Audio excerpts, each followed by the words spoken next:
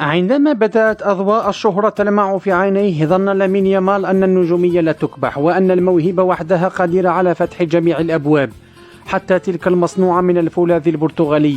خرج بتصريحات مبكرة ظنا منه أن كرة القدم ستظل تركع عند قدميه وتدور كما يشاء، لكنه نسي أن التاريخ لا يكتب بالتصريحات بل ينتزع على العشب أمام خصم لا يؤمن بالهدايا. في مواجهة البرتغال انكشف المستور. يامال الذي كان يحلم بتمزيق شباك برازيل أوروبا وجد نفسه محاصرا داخل صندوق اسمه نونو مينديش.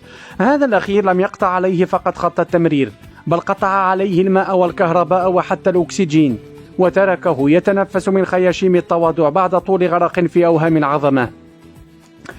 كل كرة تصل لقدم يامال تعود إلى الوراء كأن قدميه فقدتا الشجاعة وكأن صورة مينديش تلاحقه في كل زاوية من الملعب.